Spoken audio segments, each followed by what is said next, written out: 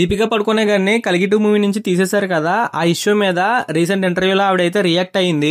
ఆవిడ చెప్పిన రీజన్ ఏంటంటే చాలా మంది మేల్ యాక్టర్స్ 8 అవర్స్ పని చేశారు, ఇప్పటికీ పని చేస్తున్నారు అండ్ వాళ్ళు వీకెండ్స్ కూడా వర్క్ చేయరు. ఉమెన్స్ లో కూడా చాలా మంది ఇప్పటికీ 8 అవర్స్ పని చేసే వాళ్ళు ఉన్నారు అండ్ చాలా మంది మదర్స్ కూడా 8 అవర్స్ పని చేస్తున్నారు. వాళ్ళు ఎవరిని కూడా హైలైట్ చేయట్లేదు, నన్నే హైలైట్ చేస్తున్నారు అని అయితే ఆవిడ చెప్పింది. కానీ అసలు మ్యాటర్ ఏంటంటే ఆవిడ కొన్ని థింగ్స్ అయితే డిమాండ్ చేసింది మూవీ టీం నుంచి.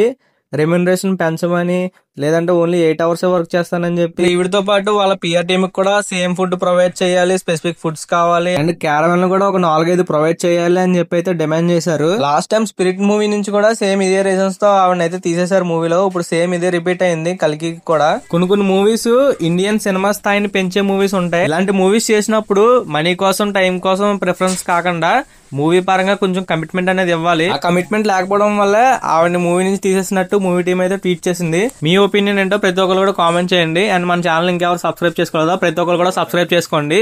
Thank you darlings.